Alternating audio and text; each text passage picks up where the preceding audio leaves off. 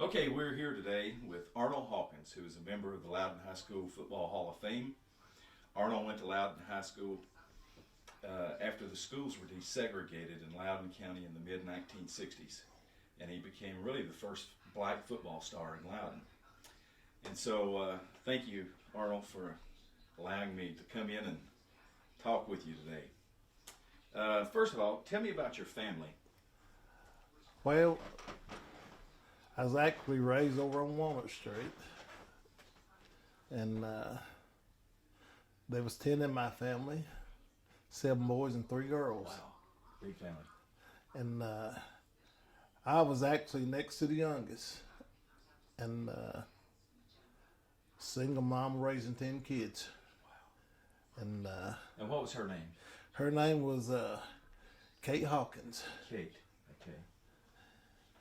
And far as I do know, is that she raised us all to be pretty good kids. Yeah. What was it like growing up in the Hawkins household as a child? It was strict. Mom worked. She was a housewife for different people there in the nearby neighborhood. She'd tell you not to leave. You better not leave. The house is clean. It better be clean when I come back.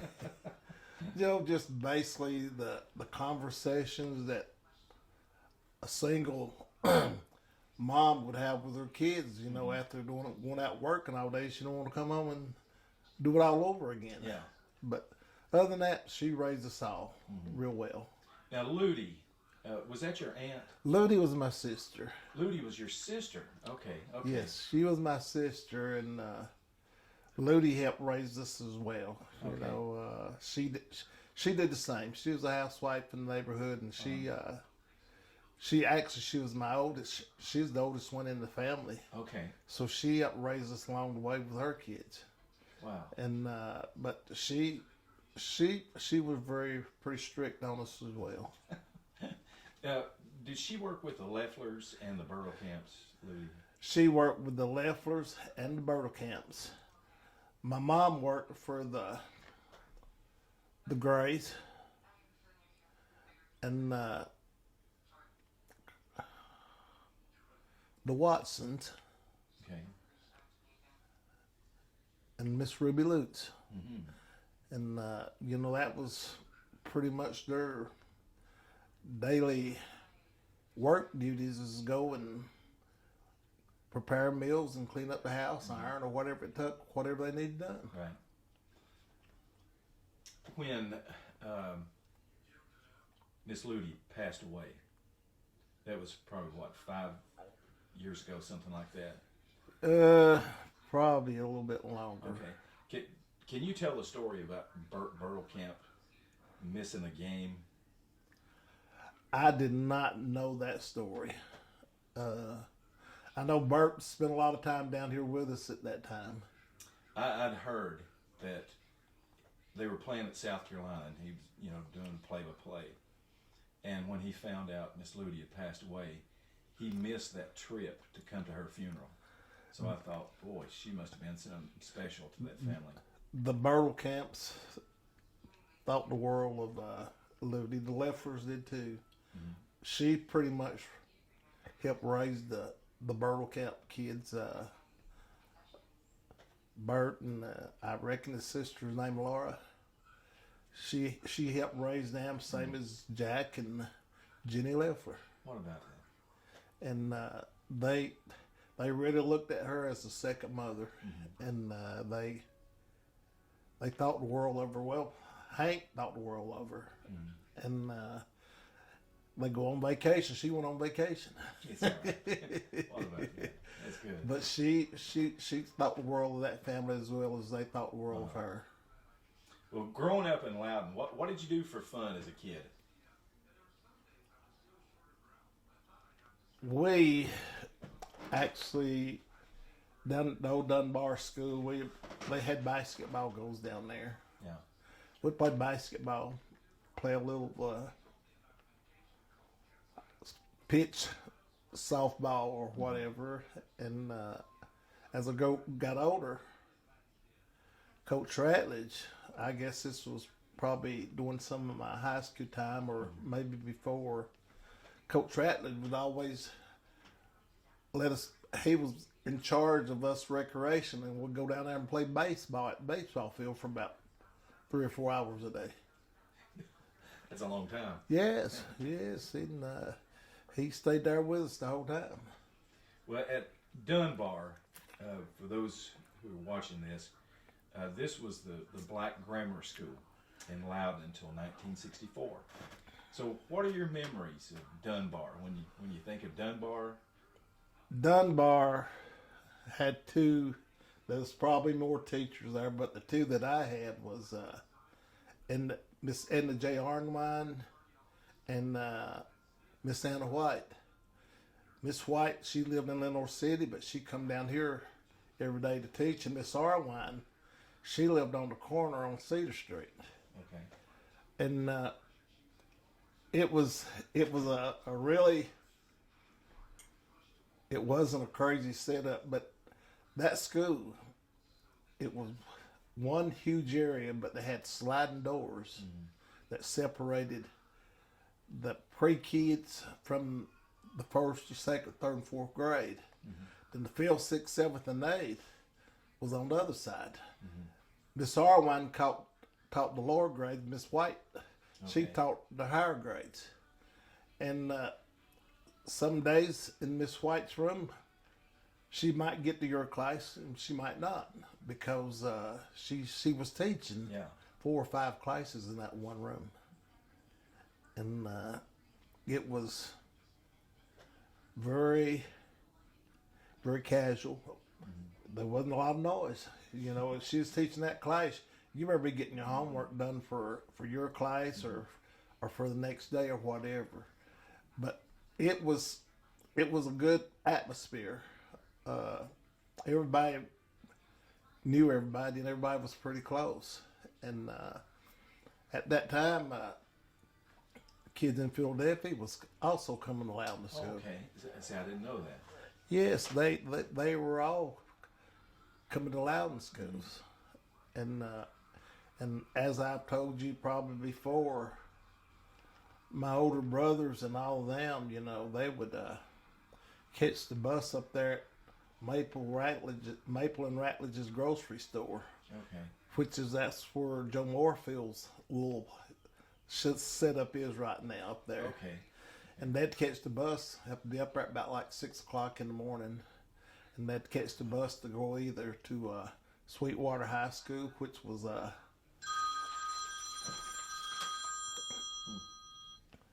was Sweetwater High School, or you had your choice of going to Cook High in Athens. Yeah. So bus ride down there, bus ride back. You're talking about like 50 or 60 miles round trip, maybe 40, 50. But also Lenore City's kids had to do the same thing. They had to catch a bus.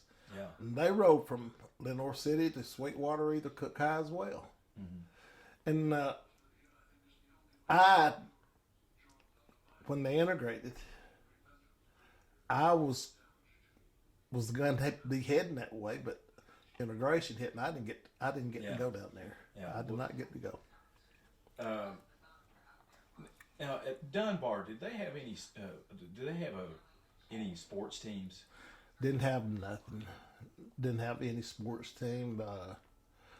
The kids that come out of Dunbar, then proceeded on. It was all on their own natural talent most of the time. Yeah. And they were some pretty good kids. That pretty good talent has come out of that school. You know, that went on to do some real good things in life. Yeah. As far as when you went to Dunbar, do you still have any of those people who are still your friends that you've kept in contact with through the years? Roy Jones, Lonnie Jones, they were my friends. Of course, they're both deceased right now, and I did keep in contact with them. Okay. Willie Williams, Rufus Smith. Me and Rufus still go to church together. Good deal. and there's still some around, but I didn't have the contact. Don't have the contact like I used to with them. Right. But there's still some of them around. You know, the Jerry and Curry up that used to live in Philadelphia, which Curry passed away, but Jerry's still living. Okay. And but you know, some of them still around. I still see them every occasionally. Mm-hmm. So overall, you had a good experience at Dunbar then. It was a good experience. I guess you can really credit the teachers, you know, because their hands was full every day. It wasn't no day off. Yeah. And they made you learn the basics. Mm-hmm. And back then, the basics was really all that really mattered back then. And they taught us well. Mm-hmm. Good. And I got spankings. You know, that's what I was going to ask you about the discipline. What do you remember about the discipline down there? Discipline was, you did wrong, you paid for it. The paddle? Yes, you got paddled. So after 8th grade, well, probably during your 8th grade year, as you mentioned a while ago, you probably were thinking, okay, which high school will I go to, Sweetwater or Athens Cook High School, right? But something happened. Integration happened. Right. And so you got to go to Loudon. So what were your thoughts about, I'm going to go to this segregated or desegregated high school? It wasn't no big deal for me. Walnut Street, I knew all the city kids. You know, most of all the city kids. The Campbells, the Cheneys. I played with all those kids growing up. And when I went there, I didn't have no problems. Mm-hmm. It was a pretty straight run for me. Mm-hmm. And not only me, but most of the rest of the kids. Let's see, that was in the fall of '64? Yes. Your freshman year at the old high school. Mm-hmm. So about how many black students were in the school at that time? Oh, when we integrated, they were maybe close to 15 or 20 black kids that went that time, because what happened, the ones that was going to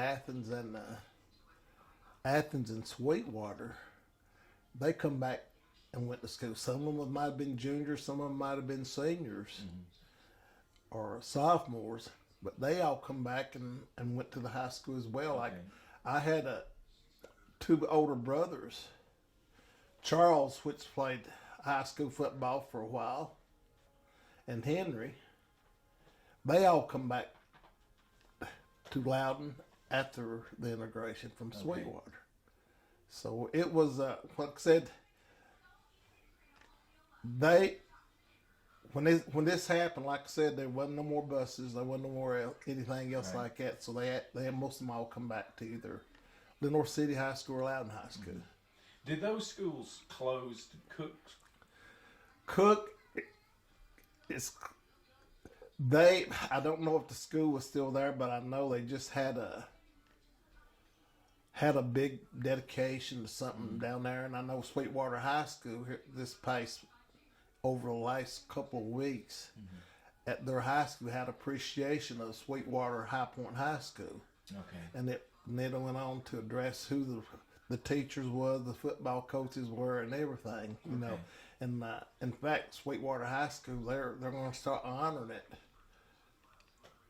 I don't know if it's going to be in February or what, but they're going to start honoring High Point High School. Okay. Most of the Loudon kids, they went to the Athens school, though, didn't they? No, all my family went to Sweetwater. Oh, okay, so it was mixed in. Well, a lot of them did. You had a choice, though. Yes.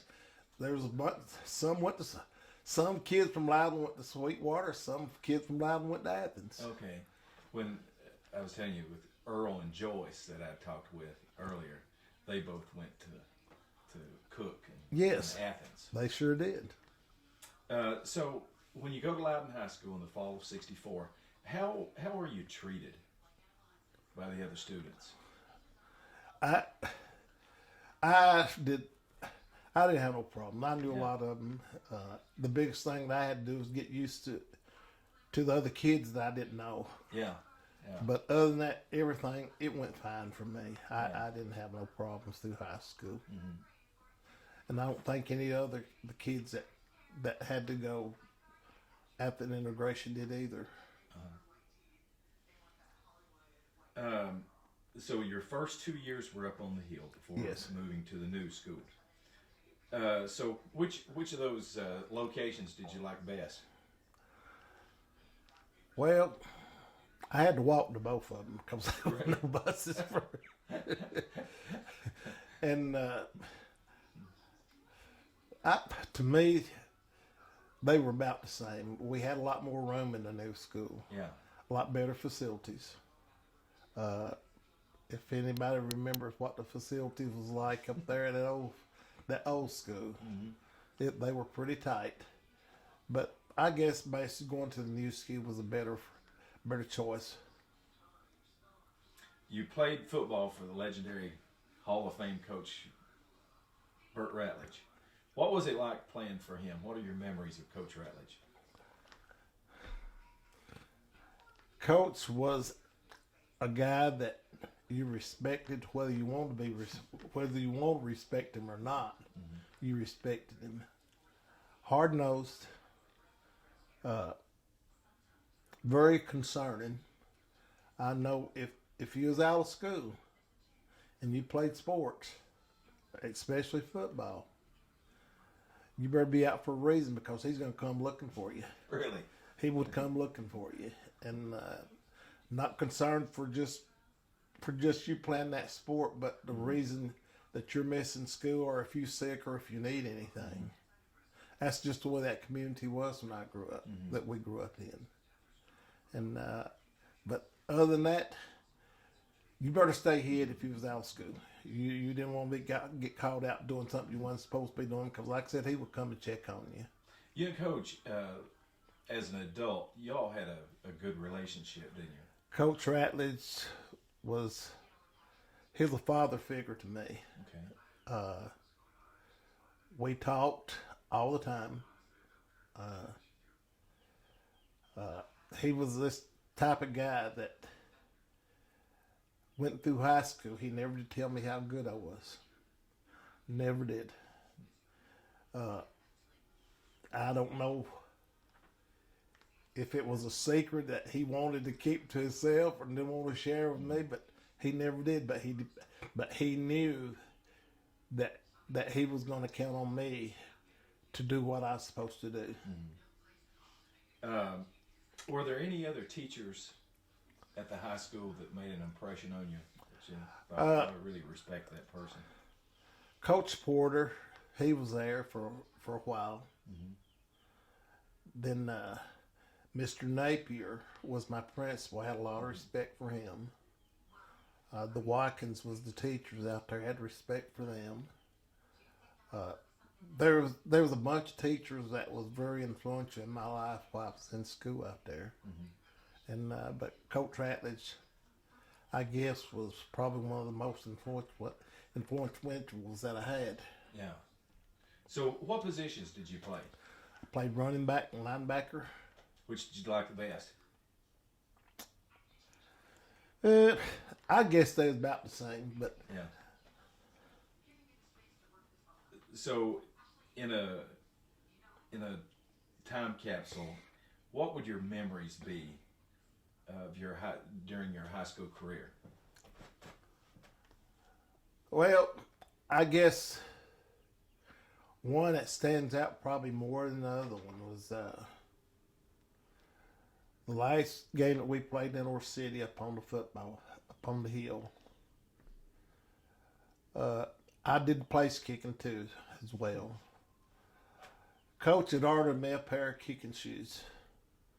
They got there maybe 15 or 20 minutes before kickoff. So he said, put them on. So on that particular night that I kicked maybe 2 or 3 field goals, had an interception, and had a 99-yard touchdown that same night. Yeah. And that there was probably one of the highlights. One of the highlights of my 4 years of playing football at Loudon. What was the best team that you played on, as far as record-wise? Probably my senior year. That year we went 9-2. Okay. And of course, like I said, now back then, we just played whoever wanted to play us. Yeah. You know, we would play teams from Greenville and Cleveland and Merville. Yeah. You know, there was no classification Everett High. In fact, we played Oak Ridge my senior year. And so what? Since there was no state championships in those days, was there a bowl game that you were trying to get to? We played. It was either my junior or senior, probably my senior. We played in the Rockwood JC Bowl. We got beat by Knox Fulton that year. Mm. And that was probably the only thing that they offered. They might have been more bowl games, but we were invited to go play in the JC Bowl in Rockwood that year. So what honors did you receive during your senior year? Well, I had a number of scholarships to different schools. And I chose Kansas State because at the time that I chose them, a coach from Tennessee was out there. Can't remember his name right off the bat. But he was out there and he wanted me to come out there. And very different from me. Never been on a plane in my life. I flew out there and got there, and the atmosphere is just different all the way around. No man-made, no lakes. Everything was man-made out there. Flat. All jacks. But, you know, like I said, it was a good experience. And I enjoyed it. Back then, they didn't have a lot of freshmen on varsity. Mm-hmm. But I did start on the freshman team as a defensive back. As a defensive back? Yeah, I got switched around. Really? Went to defensive back when I got to college. Yeah, that was before freshmen were eligible. Yes. To play on the varsity. But it was a good experience. Mm-hmm.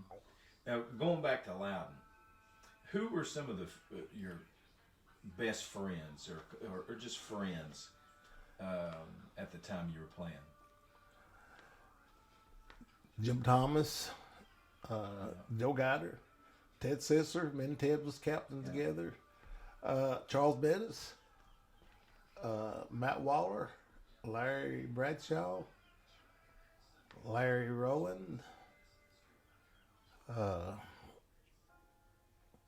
Henry Rogers. They was just a number of friends that I had on that team. Mm-hmm. And we were real close, real good friends. And a couple of years I played with some of the older kids. I think I played a year or two with Larry Bridges. Okay. And some of the ones that was in his class at that time. Okay. We might have played against them on the scout team, but you know, I was on the team with them at that time. Okay.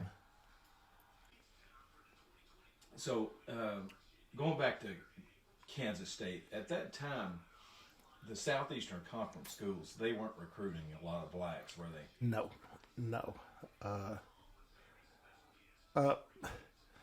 I got offers from Tennessee, but you know, it was just an offer. Okay. Because at that time, I was a fullback, and so was Kurt Watson. Al Crossville was a fullback. Yeah. Of course, Kurt Watson went to UT. Mm-hmm. And I could have went to some smaller schools around here, but I chose to go away.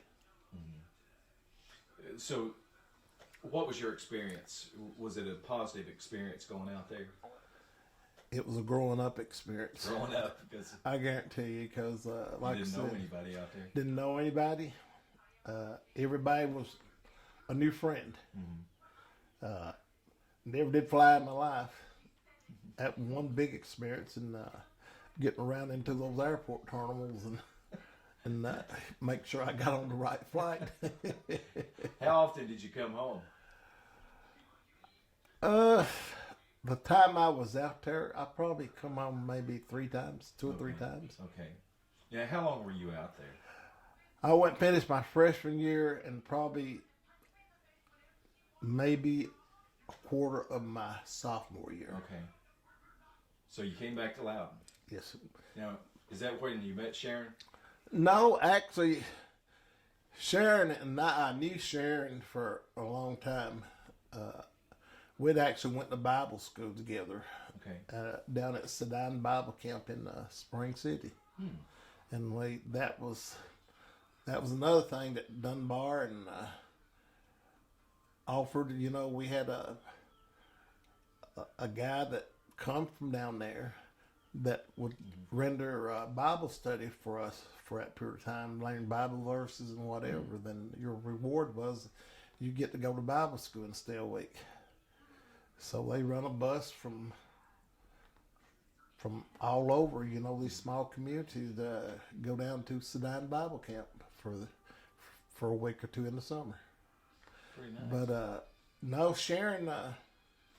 Where did you meet her then? After Bible school. I've always knew Sharon. Now I used to play baseball a lot with a bunch of friends from Lenore City, and